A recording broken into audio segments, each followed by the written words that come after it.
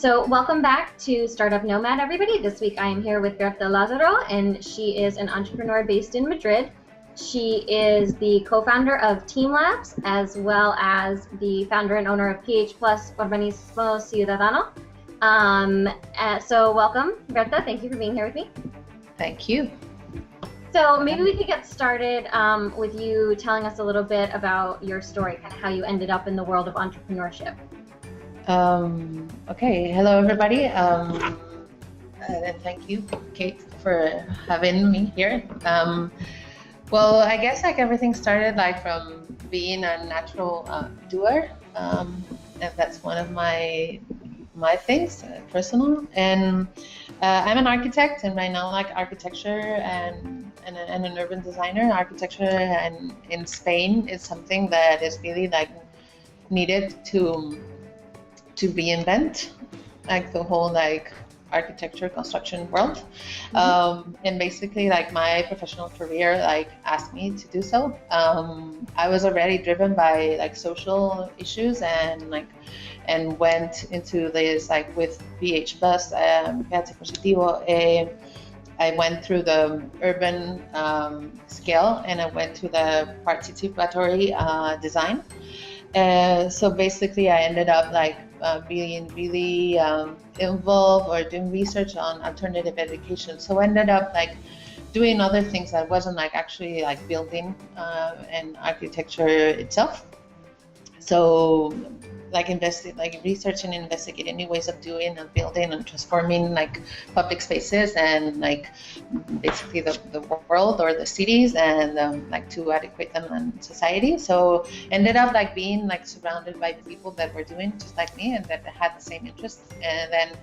And because we needed to do like have a way of living, like we ended up like I was not like a business person in terms of like thinking that I was going to build up a company or something like that, but like surrounded by other people that wanted to do, and surrounded by people that did have that mindset. Ended up like building 2 companies in the last 3 years. So I don't know, it was really random, natural, and basically like the reason are the people that I found in the way. Mm-hmm. Awesome. And so I know you're kind of plugged into the entrepreneurship community in Madrid.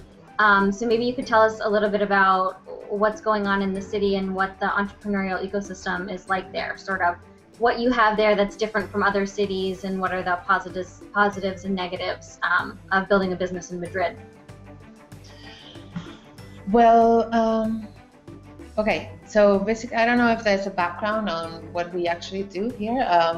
So we are TeamLabs, and we're a startup, an educational startup, that we actually have programs on entrepreneurship itself. Mm-hmm. So we actually know a little bit, and we're like really like inserted in this like entrepreneurial ecosystem. We are based and we were born here at the Impact Hub Madrid, which is this international like community of social entrepreneurs, and we do have our like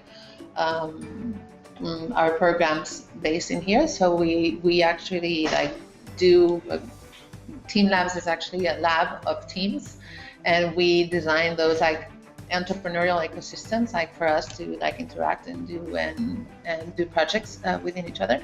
Mm-hmm. So basically like mostly like the ecosystem in Madrid, or I would say in Spain, is really vibrant because there's a lot of things changing, and those changes are super needed to invent other things. And as myself, that I needed to reinvent myself in another type of like profession or discipline. There's a lot of people actually doing like something. Yeah, here. See, this is the interaction that we can. So there's like there's a lot of like people coming together and doing other things and thinking of new ways of businesses, products, services, and everything. So I think like in Spain, I'm not sure if something would have changed if we didn't have this enormous crisis, but it actually has been really quote like helpful, no? the fact that there's no other way out than doing things differently. So there's on that. There's a lot of things, but there's a really, like you said, the question was like, was it collaborative or was it competitive? I think there's always a competitive side in terms of the business side and because of the brandings, because of the business models of everything. But there's a lot of like collaborative work. There's an enormous amount of like co-working spaces, for example, in Madrid itself, and so there's a big need for like solo professionals to minimize the costs and build like partnerships like with other professionals that are to be able to create the new complexity that we need for those.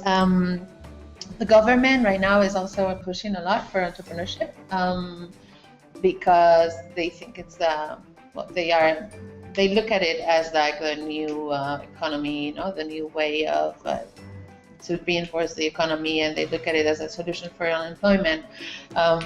My side, like they do have the speech, they don't have yet the tools, the institutional and public tools to make that happen like really fully. And I think like right now, like the enormous help that entrepreneurs have right now are the social and more like family institution help, right?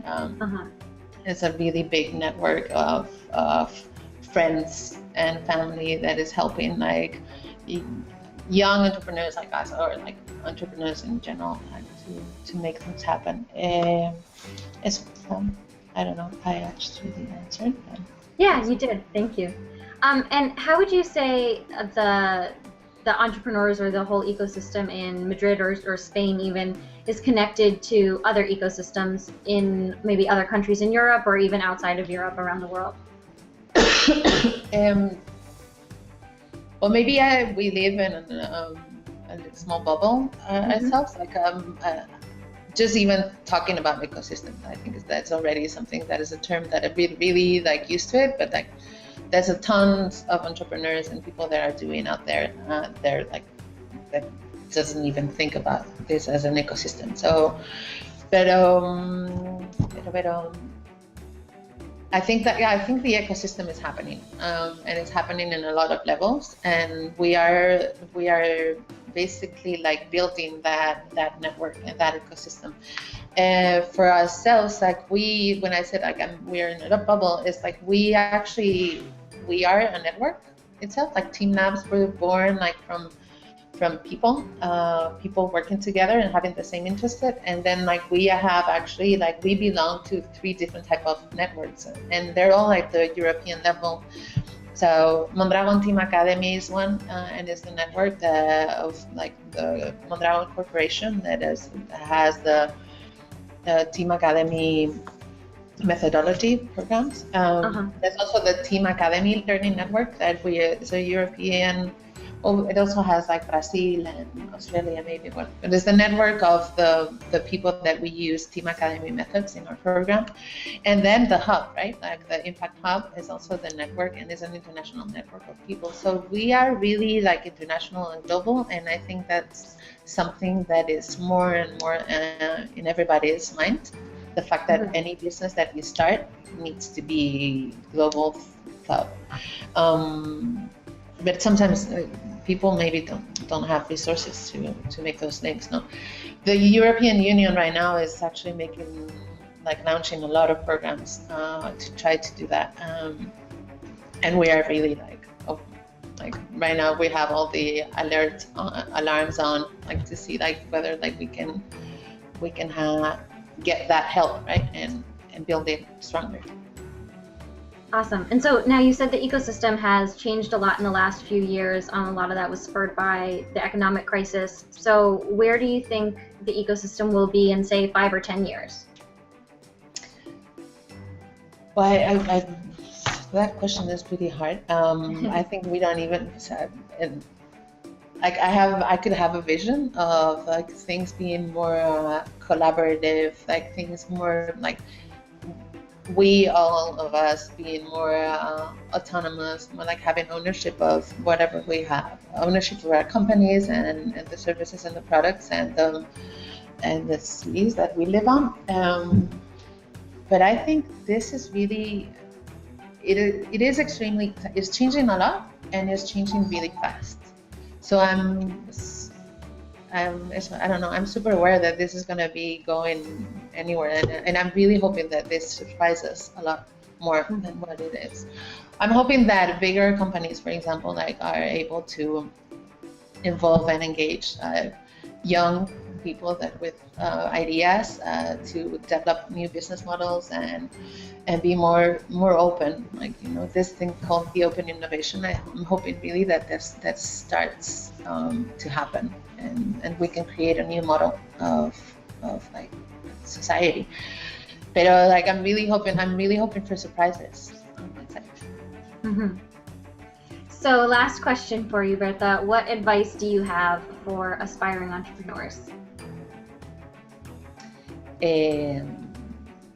This is what I just do. I don't know. Just like if you have an idea, just put it out there and talk about it, and find yourself the people to do it and to make it happen. For me, like that's what has completely changed my way of looking at the world. The fact that if you find the right people that you can be surrounded with, they're going to be the people that are going to help you do. If you don't have the courage, some things like we have to get rid of the fear of doing, and that's the only mindset that we need to do. And if we do it wrong, just do it again.